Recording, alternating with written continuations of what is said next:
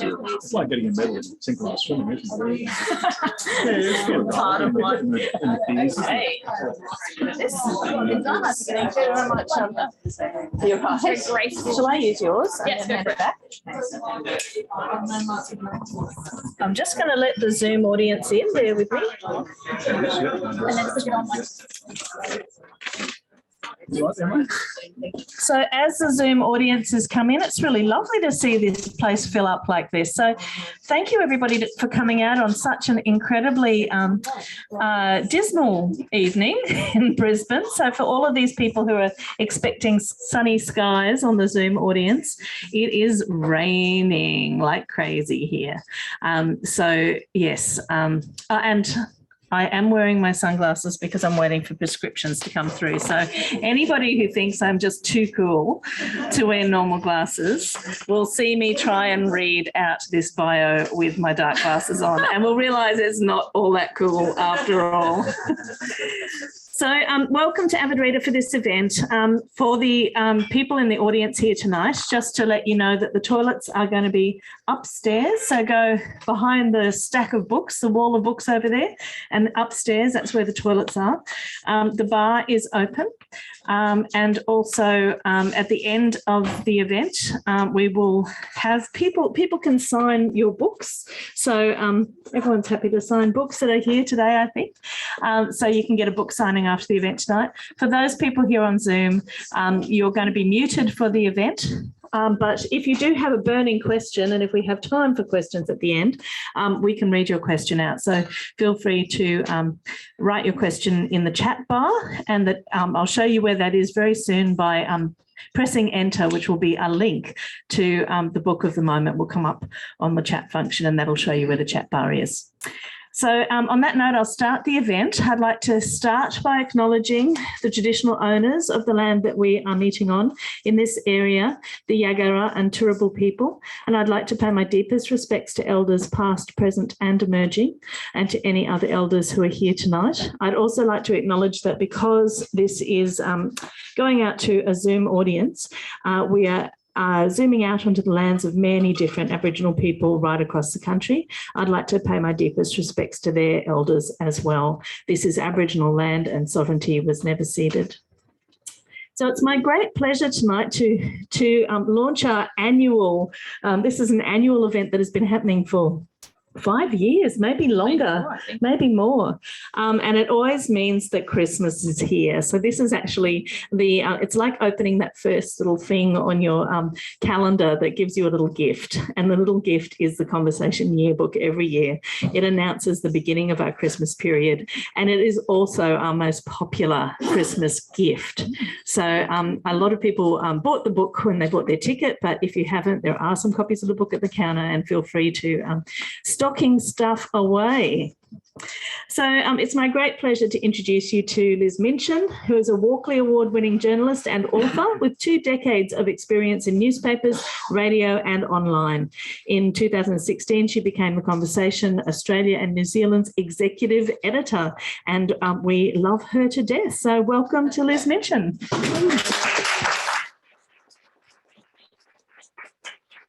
Thank you, Chrissy. And I've actually forgotten to wear my glasses, so between the two of us, we're both a bit half blind tonight. So now please do turn your phones to silent if you haven't already. It is being recorded. Oh, I see a few people, even Peter. So it is being recorded for Zoom, so you'll be annoying more than just the people in this room.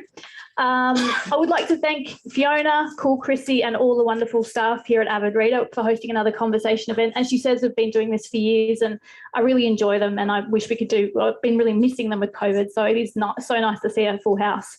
And I want to say thank you as well to the people at home for joining us. Avid Reader was last year named one of the 3 best bookshops in the world, so you're in very good company here. If you didn't know that, it was really, well, who were the other 2 again? Oh, it was like, I don't know, Prague and some ridiculously gigantic bookshops. Yeah, so basically it was 2 giant bookshops and then Avid Reader here in Brisbane, and it was also named the best independent bookshop in Australia yet again. So Just to echo what Christy said on behalf of the whole panel, I'd like to say we are gathering tonight in Minchin or Brisbane on Yuggera and Turrbal land, and we do want to pay respects to elders past, present and emerging both here and wherever you're watching at home. Where's the camera? I don't know if I'm even looking at the camera. Hello. And since everyone here is into books and ideas, I wanted to tell you about a newly recorded event we recently ran at the State Library with the State Library of Queensland. It starred award-winning authors, including distinguished Professor Larissa Berendt and Tony Birch, and it was chaired by a fantastic journalist, Rhianna Patrick.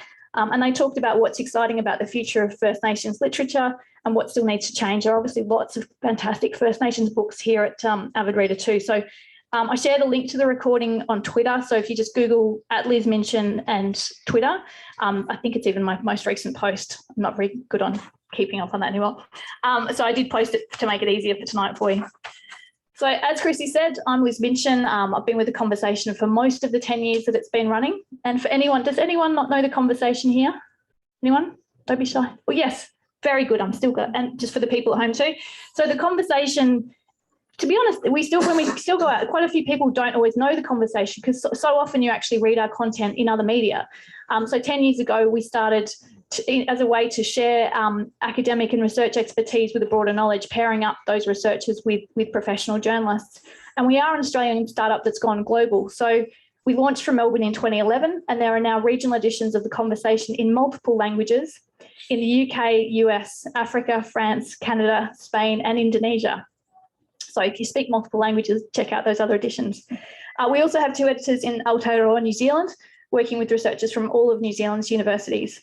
Our goal is to unlock knowledge for the public, but also to make it easier for media and policymakers to hear from genuine experts. And whether it's COVID-19 or climate change, that's never been more important. So our articles reach more than 17 million article views per month, and that's from readers coming to theconversation.com. So for the person who was brave enough to put their hand up, that's where you're looking tonight, theconversation.com, but also via other media. So everything we publish can be republished by ABC News, news.com, whatever your local outlet is, and also a lot of media internationally as well. Tonight, we're here to talk about this book of essays, which Peter is modelling for me. This book of essays, which many of you have in your hands. It's celebrating 10 years of articles that have got the world talking. It was edited by our Australian Chief of Staff, Alexandra Hansen, and she had a very tough job choosing these 50. In fact, I was just telling these guys, it's a massive honour because even our Australia and New Zealand edition alone, we publish about 4,000 articles a year, and we've been going for 10 years. So to be picked in this 50 is really a big honour. Now, the title of the book, no, you're not entitled to your opinion. Some of you probably read this article, but it was a 2012 article by a philosopher called Patrick Stokes. And that article alone has had more than 2.7 million reads. And what was lovely about that article, much like The Conversation itself, is how important our readers were in its success. So as an online publisher, we track very closely where in the world all our stories are read and when as well. And back in the pre-internet days of journalism, which is I started in newspapers many years ago, people often talked about today's news being tomorrow's fish and chip wrapping, but not anymore. All of The Conversation's articles are free to read and share, thanks to funding from our university partners and also voluntary donations from readers. That's actually a huge part of our budget. At the start of COVID last year, we were pretty worried actually, and readers really stepped up and were able to keep going and keep up our coverage. Now, Patrick's article, so this one that's the title here, Patrick's article, that tackled the tricky issue of whether all opinions are actually equal. And that article was actually shared on Facebook alone more than 330,000 times. And it's not just at the time it was published either. It's, if you look at the trajectory of the readership, it kind of had a big readership at the start and it kind of ticks along. Then another controversy comes along, it ticks up. So a lot of that audience has been generated actually by readers themselves. So if you've ever read one of our articles and if you've ever shared it, thank you. You've been a big part of that growth. I also meant to say, if everyone watching here tonight, if you don't already get our free email newsletter, you should get it, and you're not actually allowed to leave or log off until you sign up. It's at the top of the homepage. It's hard to juggle the microphone and the... So tonight, there wouldn't be a conversation without our academic authors who are so generous with their time and their knowledge. And tonight we have 3 local authors whose articles Alexandra chose as among the very best of the past decade. All from the University of Queensland. We have Peter Ellerton, who's a senior lecturer in philosophy and education, as well as curriculum director of UQ's Critical Thinking Project. Next to him, we have journalist and critic Ella Donald, who's currently doing her PhD on productivity influences on Instagram. And at the very end, we have Associate Professor in Australian History, Martin Crotty. Please welcome our panel. They're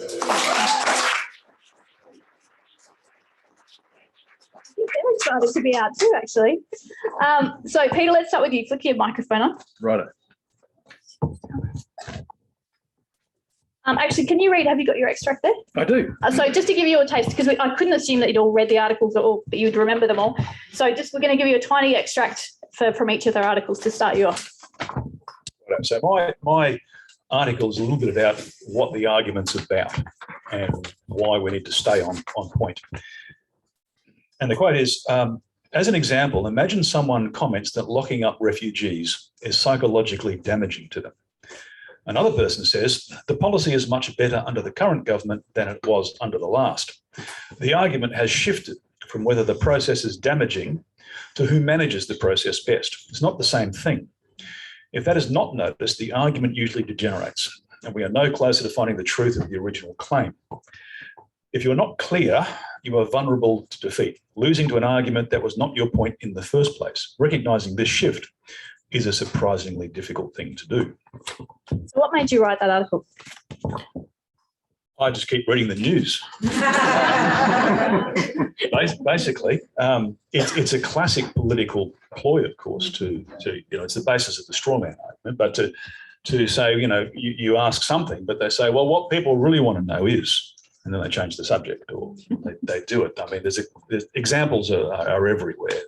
But the last one I remember reading was, the ABC is currently undergoing a Senate-led inquiry into their complaints process.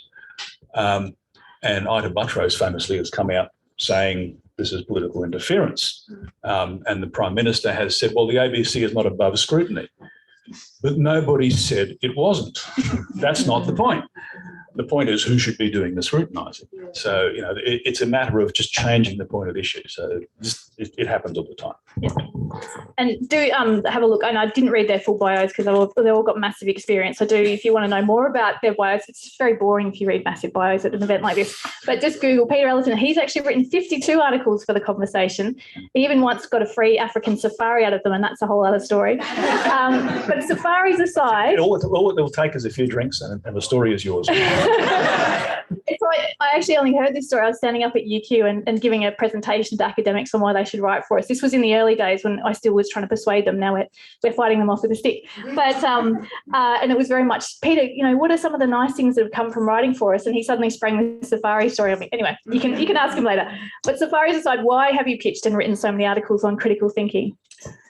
Well, because I keep reading the news is the answer.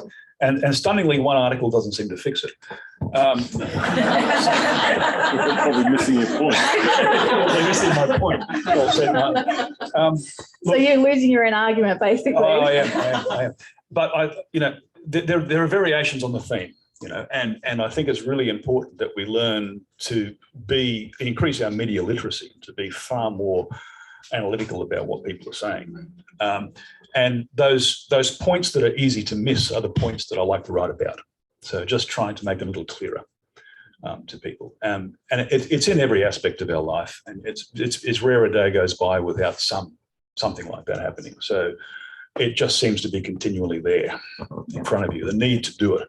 And my wife will attest that whenever I read something, after I have my initial rant, I then try and write a piece for The Conversation.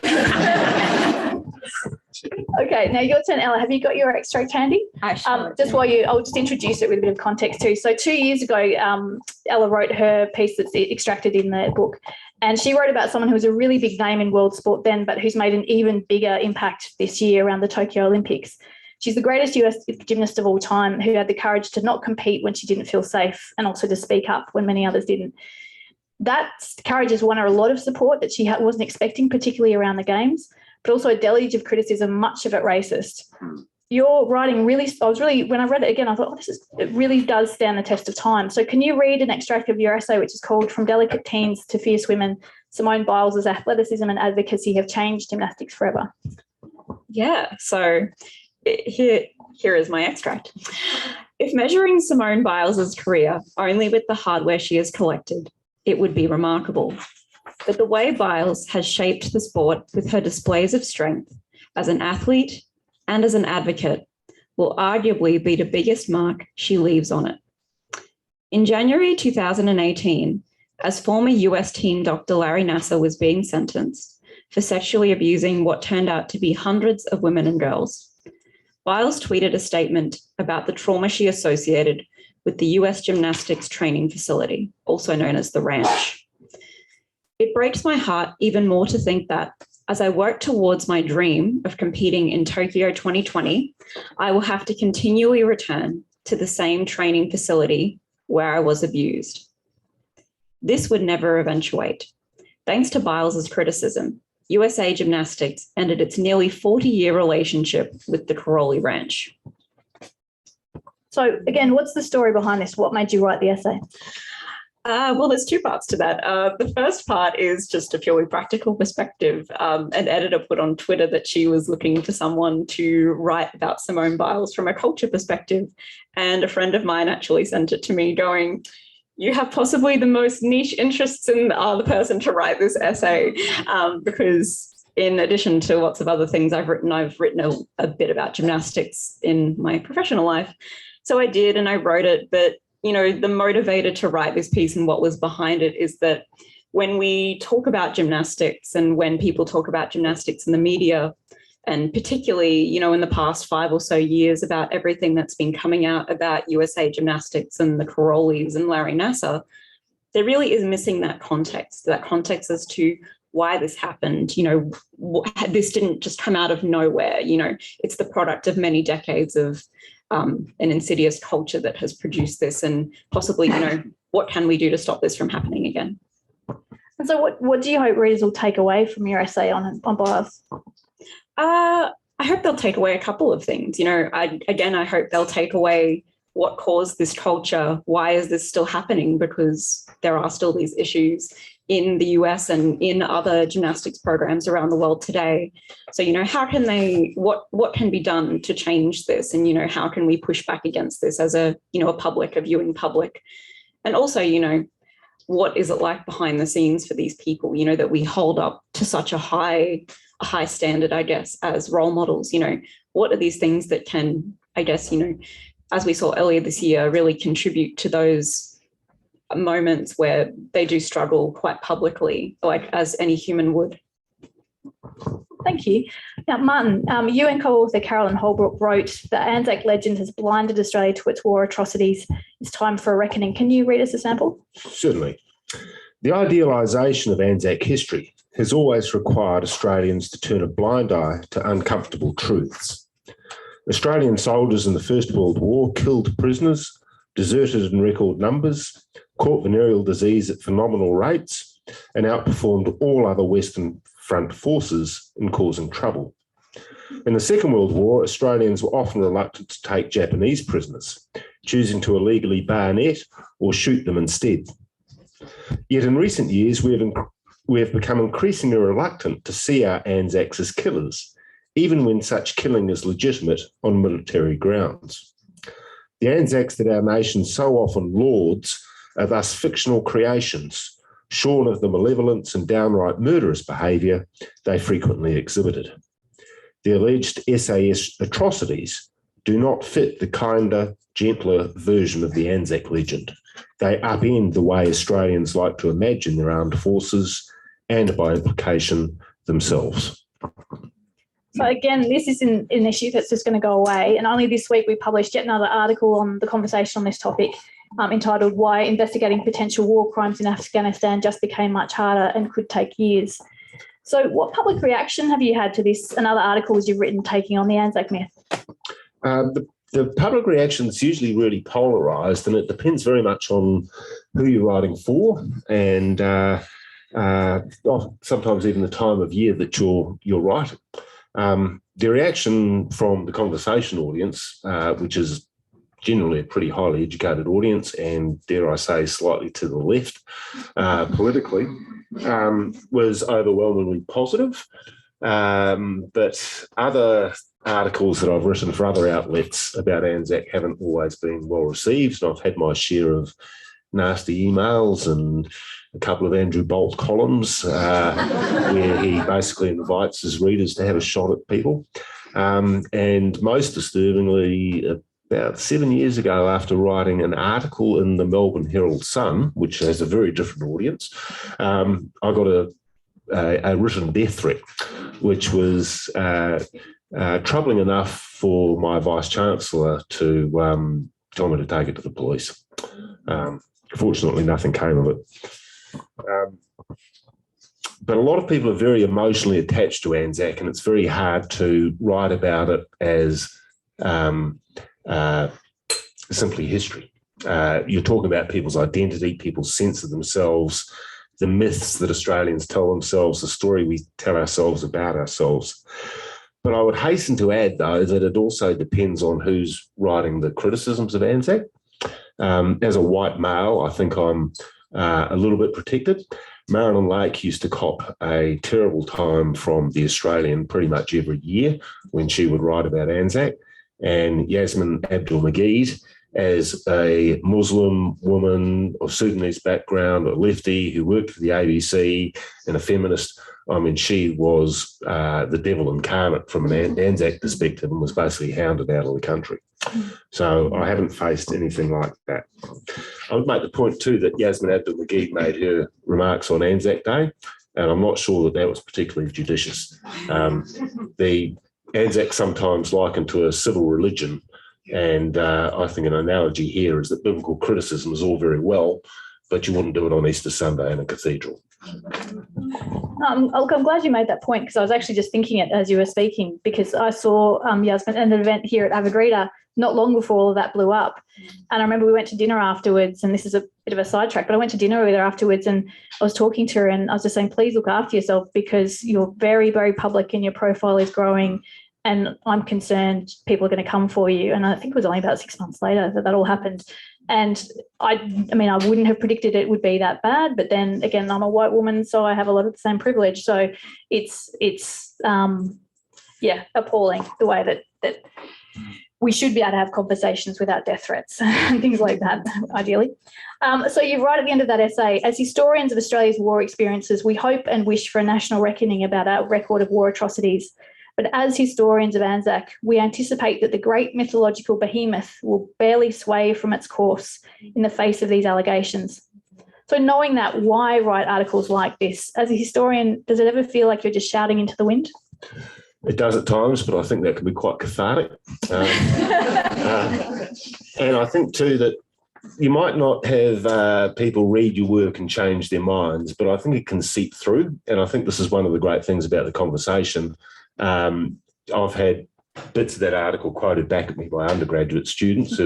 I've had journalists ring me having read the conversation article, and teachers, I think, use the conversation quite prolifically. So you hope that it kind of seeps through, even if it's not in direct response to your writing. It's a contribution to public discourse. And the conversation, I think, is one of the great ways to get distilled knowledge and wisdom and research findings out there into the national debate.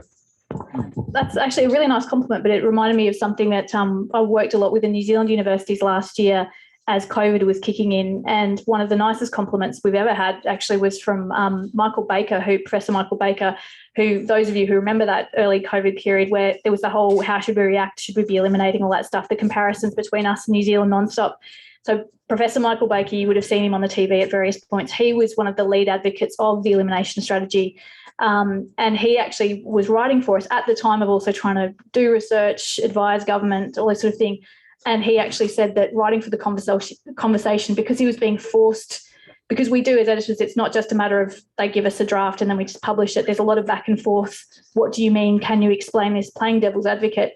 And because of the kind of questioning of what he was arguing, he said afterwards, it helped me actually distill what I was trying to say we should do, and it helped me actually figure out the strategy we should take. So as much as sometimes writing for the public or trying to share ideas can feel like, again, the shouting to the wind thing, it can also help. I think that having those conversations and trying to distill it in a short, clear, conversational way, it does actually challenge you. It's much easier to hide behind jargon and big words and everything. So the kind of clearer you're trying to be, the harder it is to not have a clear ideas behind that. I think that's one of your things, isn't it, Peter? You talk about the sort of clarity. You can obviously you'll get it better later. So I have a few more questions, and then we're going to open it up to the audience and for Zoom if that's possible. I'm not sure. Yes, good. I'm going to ask a question for all of you and a couple more after that. But have we got any questions ready? Start thinking of them and start contributing. And you should start thinking, because usually when I throw it to the audience, there's crickets for a little while and everyone gets very awkward. And then there's a flurry and people get sad to miss out. So put your hand up. Out of all the 50 essays in this book, which is your favourite and why, Peter, apart from your own? I should probably say Martin because he's doing my appraisal tomorrow. I think obviously the word favourite has a lot of. Oh, sorry, I should have said one of the favourites. One of the ones you like. They're all fantastic essays. Do you know one that puts a smile on my face is the one that says how big is space? I love the explainer to children, and which we all read. Come on, let's face it. And just that question, I mean, my background is actually physics before I did philosophy. So I just love that question because there is so much to that question, how big is space? Like, how could we possibly know? And that's what gets really interesting about this sort of stuff. So I just love the fact that you can ask simple, straightforward questions like that suddenly open up so much thinking and space for wonder. So I love that all the explainer sessions, but I love that one, how big is space? I think it's just a simple idea. But I can tell you the one that I would love to see in the conversation, if you like, is that when I used to have a sort of friendly competition with John Cook, who writes on climate science. And John and I were kind of, who has the most reads on the conversation. And we were sort of neck and neck a little bit. And then Brendan Zeitch came along with his article, How Long Does Sex Last? Just left us for dead. All around the world, everyone did that. So John and I were thinking, well, we've got critical thinking, climate science, and sex. So the article I'd like to see is maybe thinking literally about climax change. But I haven't pitched that one yet. That's definitely not a Curious Kids explainer. Now, just before I go on, I will actually use that as an opportunity to plug our Curious Kids book, which is on sale next door at Where the World Things Are. So no, and I will say this, and it's not just I don't even know if we make profits in the books, but we actually publish these books because people like them. So Curious Kids is a series that started with a 6-year-old writing to us. It was about 5 years ago. And so it's a chance for, if any of you have got kids of any age who have really good questions or the questions that you can't answer. So a 6-year-old wrote to us about 5 years ago with a question. I can't even remember. It was like basically a physics question, and it blew my mind. I had no idea how to explain it. And a very smart colleague of mine, Sananda Cray, immediately both of our minds went to, this would make a great series and we definitely want to answer it. And so she's taken that over and run with it. And we've now that Curious Kids series has been done internationally by other conversations too. But because of the demand, we actually published our very first Curious Kids book, Why Do Tigers Have Whiskers, earlier this year. And it's a beautifully illustrated book. We ran an event here earlier in the year. And I should say, tigers are my favourite animals, and I was very lazy all through primary school. Every year I would do a project on tigers because I could just recycle the material. And I didn't know some of the stuff in the answer to why do tigers have whiskers. So there's really nice stuff in there. It's, again, a nice stocking filler. But yeah, it's so those Curious Kids and those explainers about the wonder of science and the wonder of the world, they really can reignite your passion for things when, the world all seems a bit hard. So thank you for the chance to plug that. I set that up very nicely. Ella, what was one of your favourites in the book?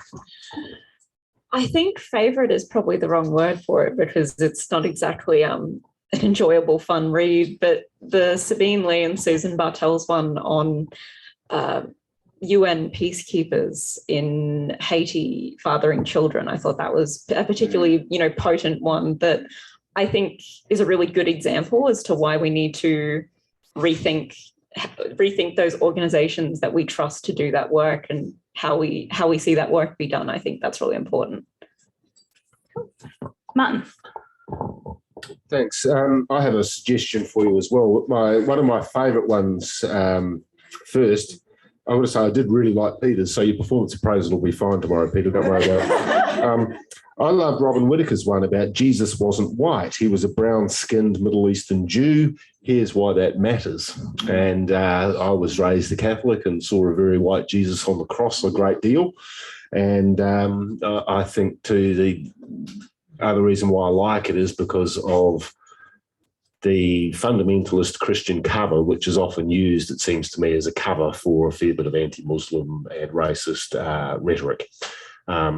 So to pull the rug out from under those people by saying, "Well, Jesus wasn't white," I think is a really nice thing to do. But in terms of explainers, I want to know, what purpose does the mosquito serve? And surely the mosquito is proof of the non-existence of a benevolent God and the malevolence of creation.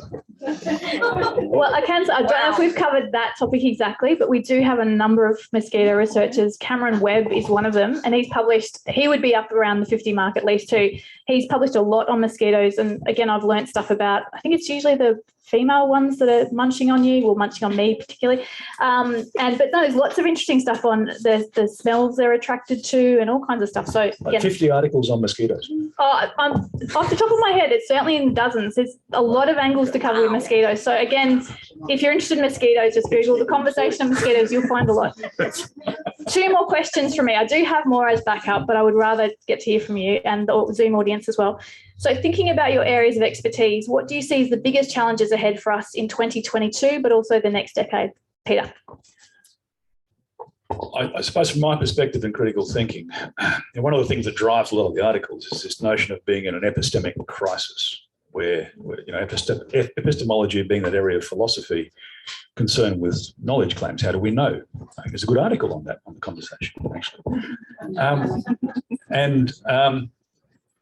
What characterises an epistemic crisis is not just that we may not know how to find the right answer because there's so much confusion around us, but we actually stop caring what the right answer is about the truth.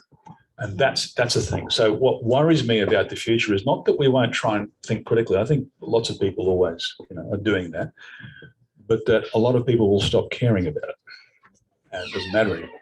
And that's probably one of my biggest concerns. Ellis?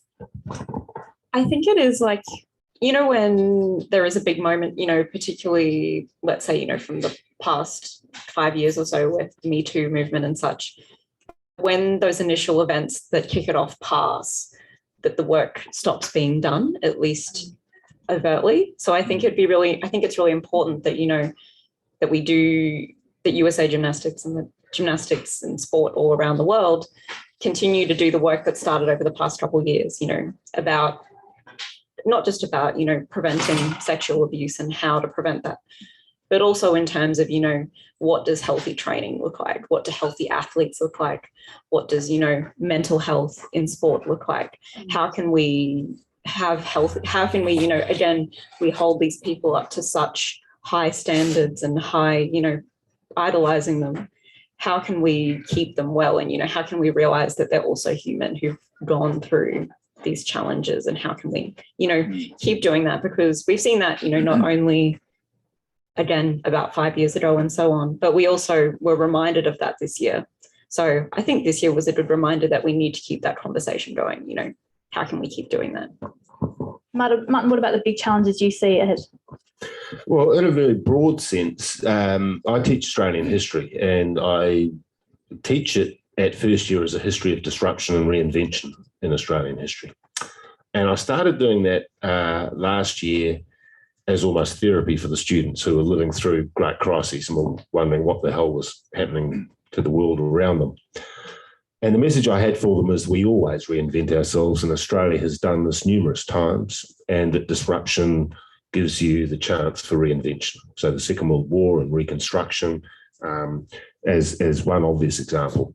I hope that we don't lose the moment. The need to address climate change and the enormous disruption of COVID.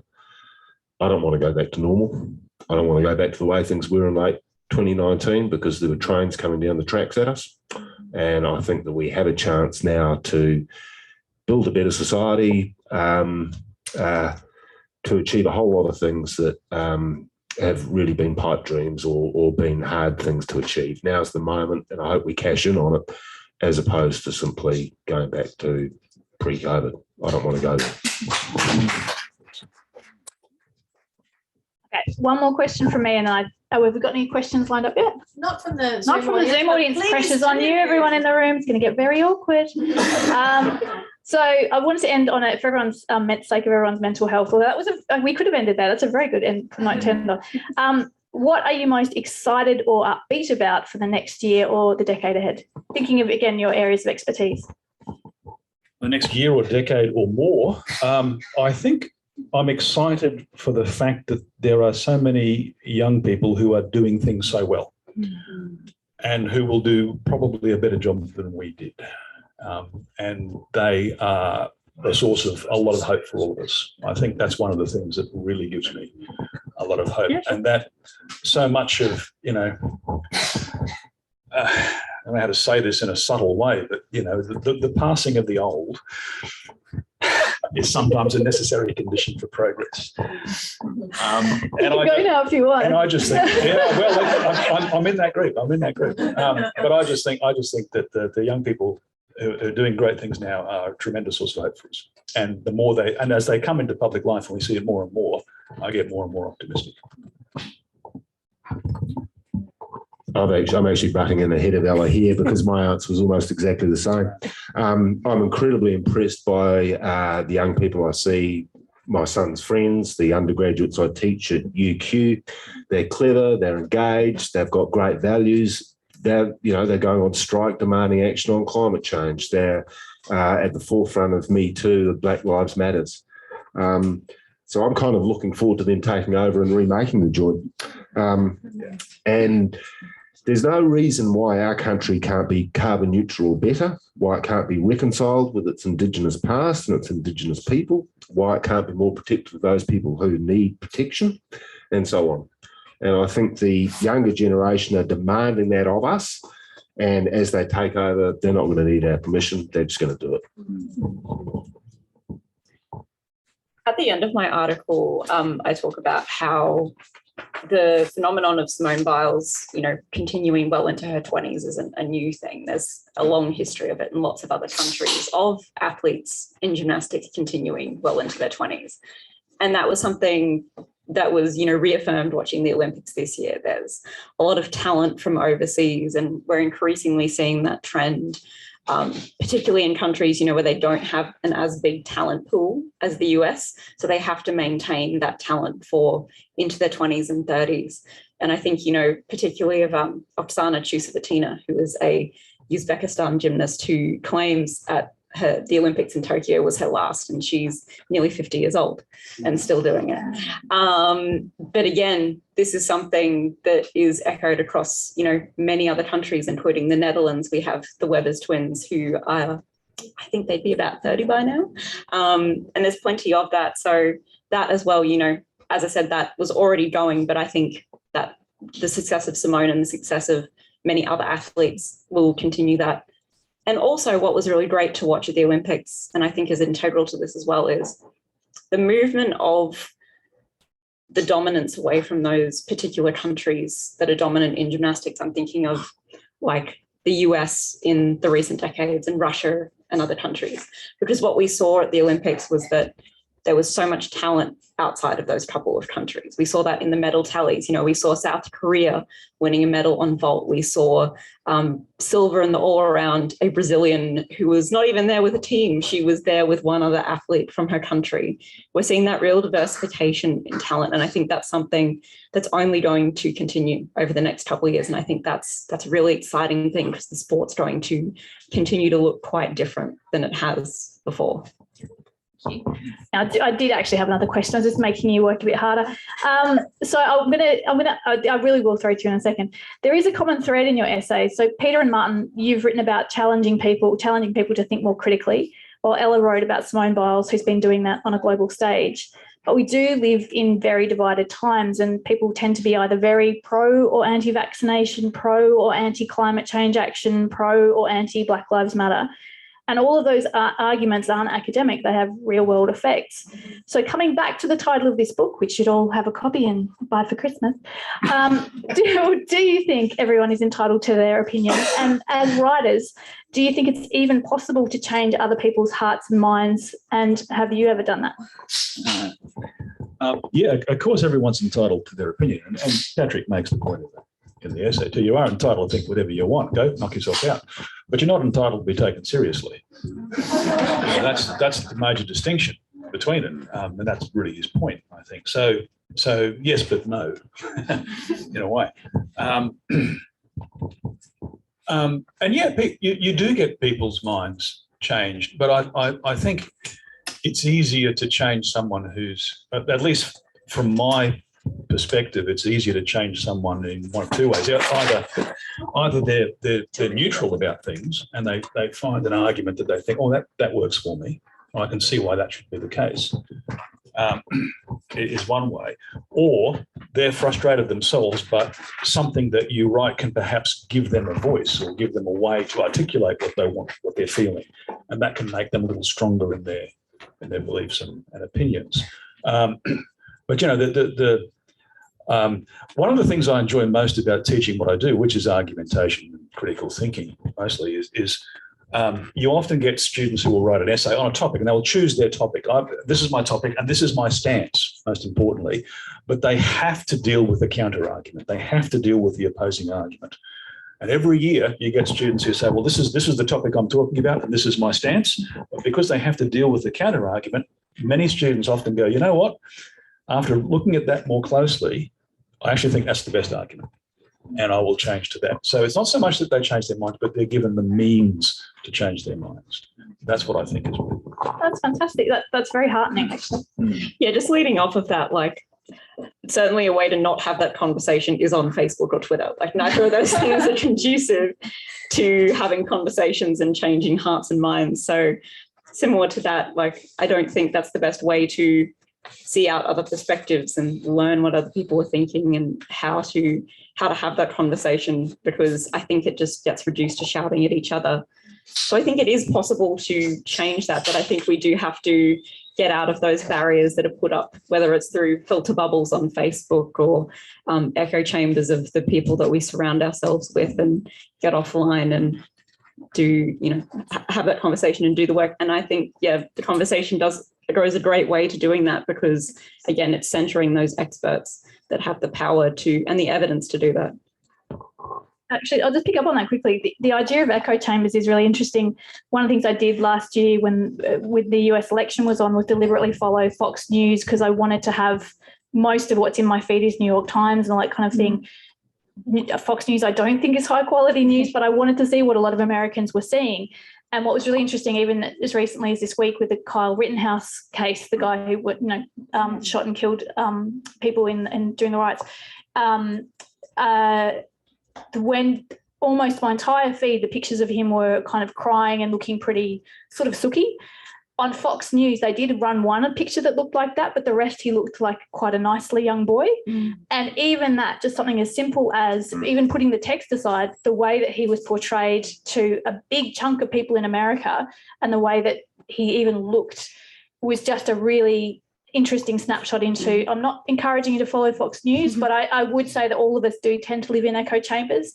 If you can do something to diversify your news feed and even just challenge yourself to see other stuff, even if you don't follow vile stuff, obviously, I probably will unfollow Fox News at some stage, but I'm a journalist. But no, we all do tend to live in echo chambers, so it is good to kind of try and broaden perspectives. Yeah. Someone once said to me that Fox News did to our parents what they were afraid video games would do to us. That is so true. But yeah, I just, as I was saying, I feel like that's really important, because in gaining that perspective, you're able to see what the other side sees and how, you know, we can possibly work with that to have that conversation on, you know, these issues and why that matters. Martin, I gave you lots of questions to answer, so you can really pick. Yes, well, I've engaged anti-vaxxers on Facebook and made quite rational arguments to them, and strangely they haven't changed their position. It's been very confusing and quite distressing for me. I'm a little harsher than Peter on the question of whether people are entitled to an opinion. Are they entitled to an invalid opinion? And what's the difference between an opinion and a belief? One of the great frustrations, I think, is that when people voice opinions which are discredited, such as more CO2 is good for the plants, they're diverting the conversation. They're doing what Peter was referring to earlier. So it's not just that they're irrelevant to the conversation, they're harmful to the conversation that we need to have.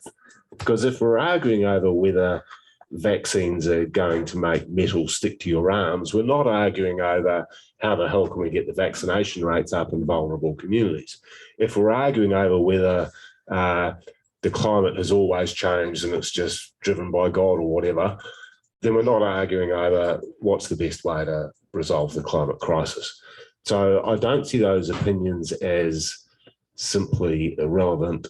I see them as actually harmful and quite disruptive. Now, I am going to throw it over to you now. We've got 15 minutes left. If anyone here wants to make a long political statement, I probably will cut you off, but I will also take it as a comment for all of our sakes. So please do keep any questions you have short for the sake of others. So do we have any questions? Yes, we do. Gave you enough warnings. First of all, just thank you for your work. And so you pointed out not changing minds. That might be so, like I might read one of your pieces and not have my mind changed because I'm already in that with the echo chamber. But something that you do is you might involve me, and by articulating you said in your case, you make me feel more comfortable when I try to articulate that same case outside of your readership in my other circles that might not cross over. So, maybe you don't change people's mind in the first degree of separation, but that second and third and fourth, I think you do. So thank you. Even though it's really adversarial and you get death threats, but it helps us take on the mind. So thank you. My question is, I was privileged enough recently to hear the Prime Minister of New Zealand's Chief Science Officer talk about the fact that everything that her team does is based on 4 pillars. They were rigour, transparency, accessibility, and inclusivity. Does the conversation have like a mantra or pillars that it tries to base itself on insofar as, transparency or accessibility or whatever? And do the contributors keep that in mind when they try and get picked? Now, I don't know if people at home could hear that. Do you reckon they could? Maybe just I'll quickly try and restate it. So first of all, it was a thank you for writing pieces that even if they're not directly changing hearts and minds, give people a chance to take them into the conversations that they have with other people. We do know that happens quite a lot. That's actually, we run a regular survey of our readers and also authors, and we ask about that. And that's one of the most important things. Trust is the number one thing for us in terms of why people come to the conversation. I would say that our disclosure process, it's really important. On the side of every article, you can see people have had to disclose if they've got conflicts of interest. And if they don't answer that properly or we catch them out or any of that sort of stuff, we won't run them again. I'm just giving you a bit of extra information. And then the second part of it was about, does the conversation have any kind of sort of vision statement similar to what the New Zealand chief scientist talked about into their 4 pillars. We do. We've actually got a charter. So if you go to the conversation.com, and it will automatically direct you to /AU because you're in Australia, go to the very bottom of the page, and I'm pretty sure you still should be able to read our charter. So it's got that there. That's something we share with our authors when they first sign up. The shorter version of that, so our original slogan was academic rigor, journalistic flair, to try and talk about that. One of the earliest supporters of the conversation was Peter Doherty, the Nobel laureate, and he talked about how for too long his experience with media, and I come from a news background, so I'm not in any way bagging news media, but he had too many experiences of trying to share his knowledge where he's on one side of the table as a scientist and the journalist was on the other side of the table. And the idea of the conversation is to get both people on the same side of the table working together to try and share the knowledge so that there can be no confusion in translation. Because again, scientists may think they're being incredibly clear, but they've got a lot of knowledge that the journalist may not understand, or they might be embarrassed to ask the stupid question, or, so a lot of things can go wrong even without the wrong thing being done. That's all a way of saying our original slogan, and we still do use that slogan, academic rigor, journalistic flair, but the one that we're using a bit more these days is share knowledge, inform decisions. And that's kind of come from exactly what you just said, which is our hope is that by sharing stuff that you can read and follow the links, read the disclosure statements, read the bios of the people, decide for yourself if they're expert enough, decide if we've done a good enough job in picking them and running them and editing them. But that idea of whether it's informing decisions for you to talk about whether you're going to get a vaccination or not, or whatever it may be. But we also know that we're read by a lot of people in business and in government. We see our daily email newsletter being opened up in Department of Prime Minister and Cabinet and other places, not just here, but we see people overseas also in government, other things too. So, and we've had experiences. It hasn't happened in this government as far as I know, but we have had Malcolm Turnbull when he was Prime Minister, certainly the Rudd and Gillard government's senior, Bill Shorten as well. I think even when Turnbull was Prime Minister, actually calling our authors and kind of questioning them in a very Malcolm Turnbull way of, you wrote this thing and I want to understand it better and maybe you should do it for policy. And that's a really good thing. So if we can play that role of raising ideas that maybe they don't get acted on today, but maybe it informs decisions in future. So I guess that's kind of where we're coming from, that we don't expect, and we're not doing it to change hearts and minds. In fact, I was just having this conversation with another editor yesterday he published a piece that it wasn't necessarily his opinion on it, but the feedback the author gave was, I appreciate the fact that I feel like you try as hard as you can to help me make my point, not make your point. So our goal is to share knowledge and make it accessible, and we don't have paywalls, and that is only possible because of our university funders and our reader donations. So, and that's really not trying to make you be a donor. It genuinely is. We are a not-for-profit, and we do it for hopefully the right reason. So thank you. That's lovely feedback. Any other questions? Yes, at the back there. Oh, in the middle, sorry. Hello, my questions for the whole panel. I was wondering, is there any easy way to quantify how terrible argument is in terms of effective? So, I feel like there's a lot of logical fallacies. You mentioned like straw man or like the slippery slope, when we talk about mechanics and data drop. There's a lot of just like ways people can jump to incorrect conclusions, and they can be dangerous. So I think in a lot of other areas of life, it's easy to quantify when you've been dangerous, such as if you're driving a car, if you're driving at 160 and a mile an hour, you can put a number as to how reckless you can be. If you're drinking a bottle of whiskey in one night, that's, you can quantify exactly the number, how reckless you be.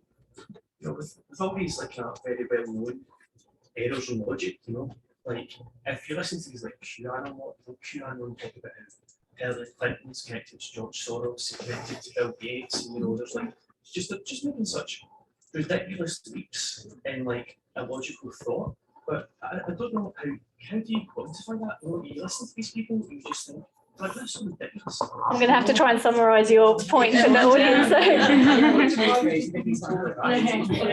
so tell me if I've got this right, because I'm trying to share this with the Zoom audience too. How do you quantify how dangerous or reckless particular arguments are? So, particularly, and this might be one for Peter in particular, maybe. Right. Well, yeah. Okay. So, look, I think what you're right. One of the ways to quantify is to point out the number of fallacies that you've made. Well, there's this one. We've got a friend and colleague, Jesse Richardson, who's done a great website called yourlogicalfallacyis.com. And one of the great things about that is you can just copy the URL and to a particular fallacy and send it to someone. So think about this.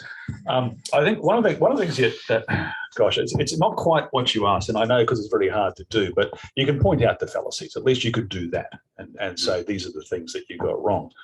But one of the things that we're worried about too is you can categorize things as kind of truth, ignorance, lies, and bullshit.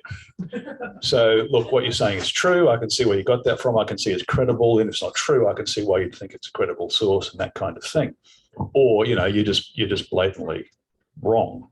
And here's all the reasons why. And, give me something back if you want to go against that. But then you've got bullshit. And Harry Frankfurt wrote a great paper on bullshit about this. And we've been having a few conversations very recently about this. But the liar, at least, is distinguished because they care about the truth. They know what's true, and they're trying to, oppose and attack that. The bullshitter doesn't care what's true. They just say whatever's useful, And that's that concern for the truth that's gone missing as well. So I think it's really useful before you even perhaps start this to say, am I listening to someone who's a liar, who's ignorant, or a bullshitter? Because if they're a bullshitter, they don't care about pointing out the logical fallacies. You know, that's an interesting thing. So, you know, it's a very complex question and it deserves a fuller answer, I suppose, but there's some ways at least to think about that. There was another question. I'm just going to quickly point out, just to make sure we do for everyone, and I will just point out the work of John Cook and some others.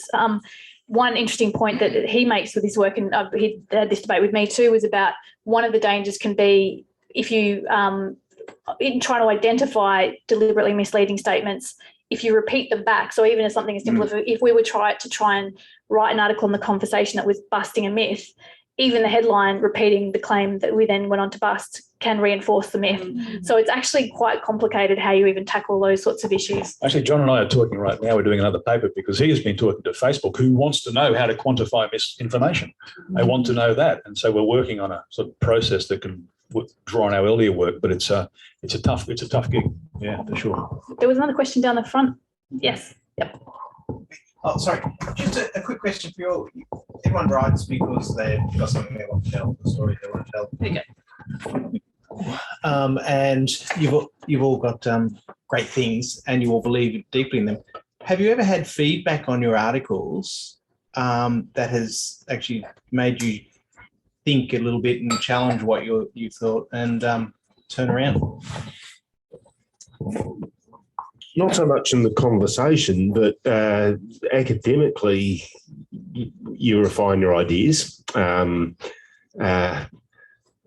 published an article in 2013, which I was very proud of with a colleague, 2015 actually, and we laid out an argument and we expanded it into a book, which we published last year. It was about comparative veterans. And one of the things we had to admit in the introduction was that the previous article had just got it completely wrong. So I think you've got to be open to changing your ideas. And I think good citizenship and personal growth and intellectual development for everyone, not just academics, involves challenging the received wisdom. If you don't do that, you're at a dead end, really, aren't you? That's right. Yeah, I was going to say not so much in my work on this subject, but in a lot of my other professional work, I've written about movies and written reviews. And it's always a conversation when you're writing a review, because not only with your fellow critics, but also the people that read them, because someone may have a completely different reading on the movie. So it's always a joy, you know, when you write something and you've thought a lot about it and then someone goes, particularly if you didn't enjoy it, and then someone else comes along and says, oh, but I actually interpreted that differently. And then as a result, you have a whole different view on it, which sometimes makes the thing a lot more pleasurable than it was at first glance, which is excellent. I'd probably just take up Martin's point too, that it's one of the great pleasures of academia, I think, is you can have all your ideas tested by some very clever people. It really is, it's a great thing. And you know, that's the joy of it. And I tell my students that you can change your mind on something every day and be consistent, because what you're consistent about is the process by which you come to these decisions and ideas, not the outputs themselves. If you just stick to the idea regardless of what else happens, that's just being stubborn. But I think consistency is in the process of coming to beliefs and ideas, and that's what we appreciate. It's particularly so because we all work in humanities, I think. And I always tell students that if you leave UQ with the same ideas that you had when you came here, you've wasted 3 or 4 years of your life. All right, I think we can fit in one more question down the very back. So do you want to just shout for the sake of people here, but I'll try and repeat it for you. As academics, you value things like science and evidence and things that are pretty, I would say. But our friends at the Medal of Media, as an example, don't value those things as much, some would argue. But arguably, one thing they do really well is storytelling. And as you said, sort of in Fox News, Carl Rittenhouse is portrayed as a peaceful human being who's along with us and is always a victim. So my question, and of course it's an actual question, is there an opportunity for academics and people, principles that sort of we share, to actually upskill more on that whole storytelling bit, that the people on the right actually. Wow. I can answer this, but I don't know if the rest of you want Do to. you want to repeat that? Oh, sorry. The question was about how even if you're not a fan of, say, the Murdoch Press or Fox News, just picking up on the example I gave earlier, quite often they are very effective storytellers. And so is there any opportunity for academics to improve their communication and storytelling skills? And I can answer it, but feel free as well. Well, I just would say these two are terrific. You know, the historian and the writer, that's what they do. They fashion the narrative too. But I think that's a really important idea, because what we do know is that, you know, facts might be important, but they're never enough. It's got to be that narrative that tells you the worldview about what's valuable that really resonates with people's emotions. You know, and it's long been said that kind of approach is an appeal to values. Whereas in some areas of politics, they just talk about policies and science and what have you, but it's the appeal to values that will actually move people. Part of that is the narrative, the story of where it sits. So I think you're right. I think there are better stories to be told. But, you know, I mean, it's just that, you know, there's so much truth to be told as well. You feel like you want to get that out of the way first and then tell the narrative, but, you know, it depends what's important. But that's from my perspective. I do have a colleague who works in studies in religion who, oddly for someone who works in studies in religion, recently completed a big project on anti-vaccination. And this was before COVID, so it's become incredibly topical. And he said rational argument doesn't work. That was his conclusion. It's about appealing to people's emotions. So it does actually raise some ethical issues about whether you want to use the same forms of miscommunication or bullshit to get to the right conclusion that the people who are spreading false information use. And one example he gave was that he had some quite difficult conversations with health authorities about anti-vaccination measures. And he said, look, all the anti-vaxxers are using emotive messages such as, do you really want to put this unknown stuff in your body? And you're coming back at them with facts and figures and rationality, and that's not working. And he said to them, what you've got to do is say things like, do you want to be responsible for the death of your children? You know, are you going to kill granny? And the health authorities kind of balked at that, but he reckoned that you had to get down on the same level as the people who were spreading the misinformation. But it does raise some ethical issues. Yeah, as you said, you know, it's an ethical issue. Do you use the same tactics as the people who are doing the bad things, or do you somehow rise above that? But definitely, you know, we can see the success in using those tactics and how far and how fast these ideas do proliferate. And as you were saying, and then it's been proven with research, you know, the fact that it's so much more effective rather than using the facts and figures to go straight for those emotive arguments, to go straight for something that they can manifest in their brain as, you know, someone that they know, whether it's their family or friend or something, that they can, you know, graft that onto, and it'll be very effective as a result. Why not do both? Yeah. You know, which is entirely possible. Yeah. I'll just end with, we actually, partly because the conversation has become, you know, we work with tens of thousands of academics, even just here in Australia and New Zealand, and we've got a team of about 30 odd full-time equivalent editors. So we're vastly outnumbered, and it's a really good problem to have, but we have to knock back a lot of pitches. And so one of the things we've done over the last 5 years is run a pitching and writing masterclass, where we actually are trying to pass on some of the things that we hopefully are passing on through the editing process, but we're actually teaching them in a kind of get ahead of it sort of way. The one bit of information I guess I'll pass on, and probably the most common tip I pass on is it's always about your audience. And if you're not clear on who your audience is, you're wasting your time. And so this is something you can apply even in conversation too. So if you're having, you know, a conversation with Uncle Frank, who's got particular opinions and whatever it may be, you're going to need to take a different approach to how you communicate on that tricky topic that always causes fights than how you might have a conversation with someone else. And for me, I don't say that lightly, because actually I think I do take that idea of talking to the audience respectfully and caring about caring about them, because ultimately if you're just broadcasting, I'm doing it to you right now actually, but if you're just broadcasting and you don't care about the people you're talking to, you are wasting your time. Until you're clear about who your audience is and what they care about, you're going to have no luck at engaging. And so hopefully, again, the more we can try and have, I'm not going to try and say civil conversations, because it's not always possible to have civil conversations, and that's a privilege that, again, that's a whole other hour-long conversation.